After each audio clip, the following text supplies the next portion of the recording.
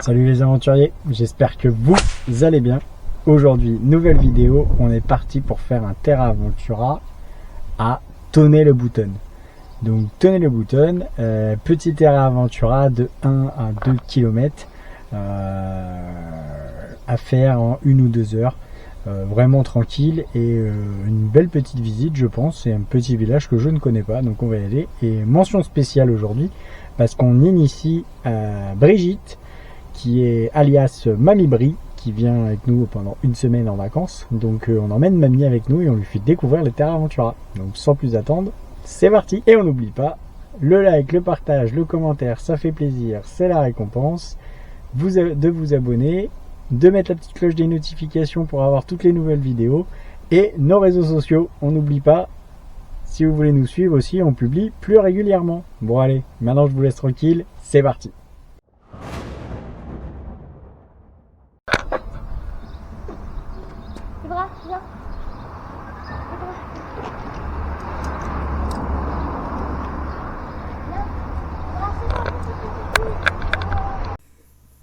Bon, on arrive après avoir fait un petit peu de voiture. On se gare proche de l'église parce qu'il y avait des places. Et donc, première info, donc on va à l'hôtel de ville et on apprend que Tonnay-Boutonne, il y avait un des seigneurs les plus importants. Et au Moyen-Âge, donc il avait un donjon majestueux. Et ce donjon faisait 20 mètres de haut, 13 mètres de large et 3 mètres de mur, d'épaisseur de mur. Voilà, je vous ai trouvé quelques photos pour vous montrer un peu l'ampleur de ce château qu'il avait et de cette ville fortifiée.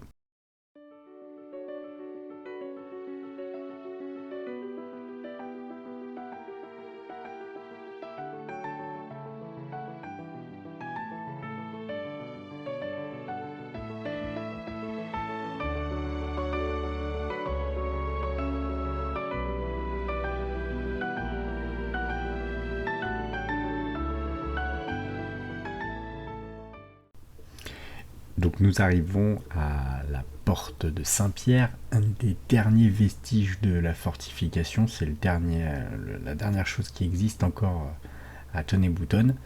Et donc on apprend que Saint-Louis aurait emprunté cette porte quand il a pris la ville en 1242. Donc ça remonte un peu quand même. Non, des choses ici. J'ai failli faire un arrêt cardiaque. C'est la rue reculons, donc on va en reculons, hein. Ce que je suis obligé de supporter. Regardez, Bah, c'est sûr quand la grande fait une bêtise, la petite fait la même. Doucement, doucement, leur faites pas peur. Gabi, leur fais pas peur. ça va, ils sont pas très peur.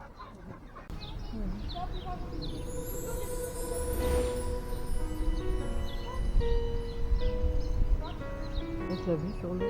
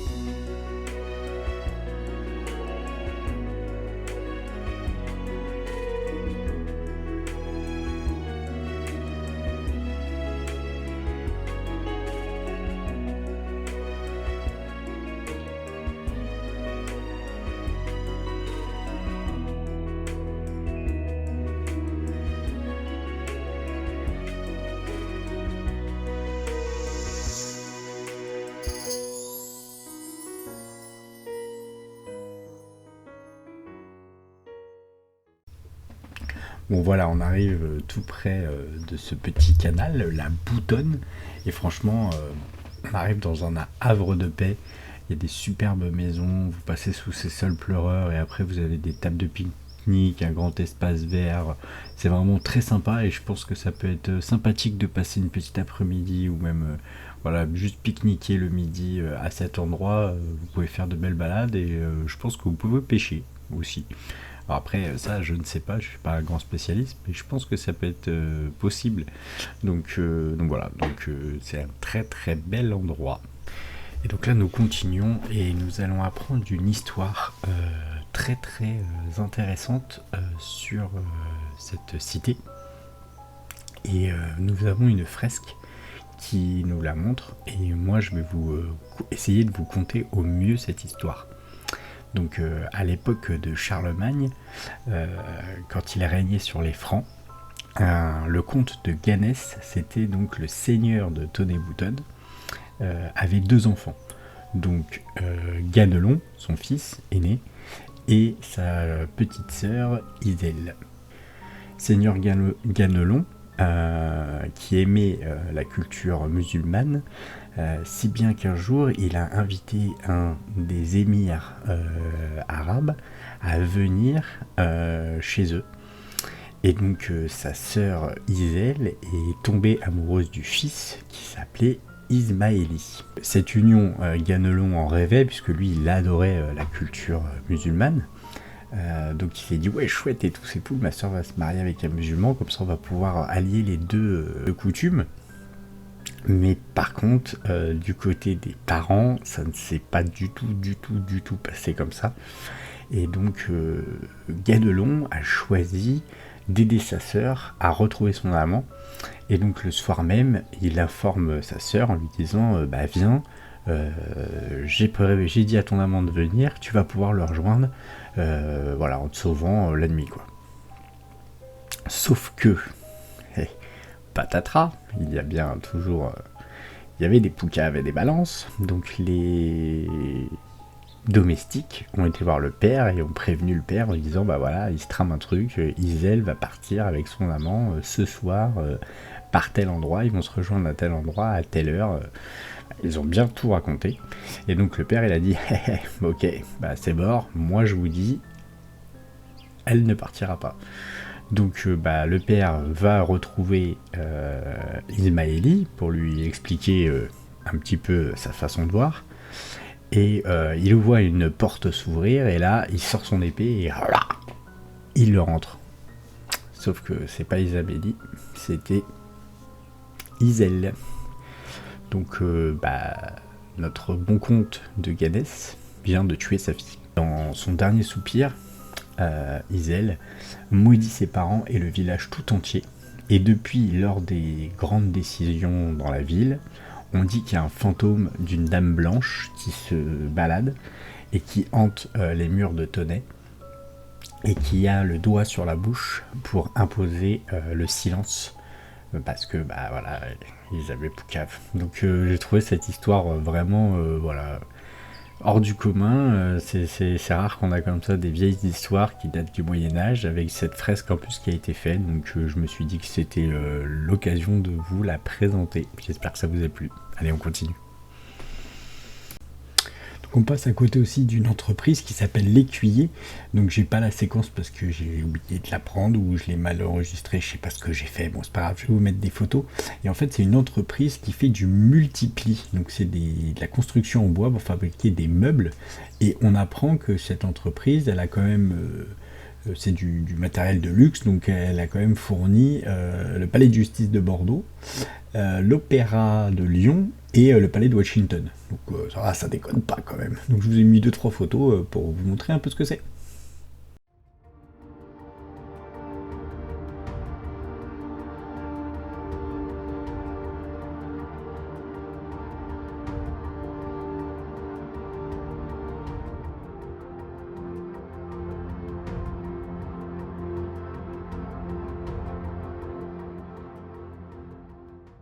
Et voilà, on arrive au dernier, on revient sur nos pas, on arrive au niveau de cette église, et donc on apprend que cette église, c'est l'ancienne chapelle du château du XVIe siècle. Donc en fait, voilà, c'était la chapelle dans le domaine du monsieur qui a tué sa fille. Et donc, elle a été abandonnée parce qu'une majorité des nobles de la ville sont devenus protestants. Donc au fil des années, de moins en moins de monde ont été à l'église. Et donc on apprend qu'à son clocher, il y a 2 cloches. Et qu'elles ont été appelées Marie et Charlotte. Les pauvres.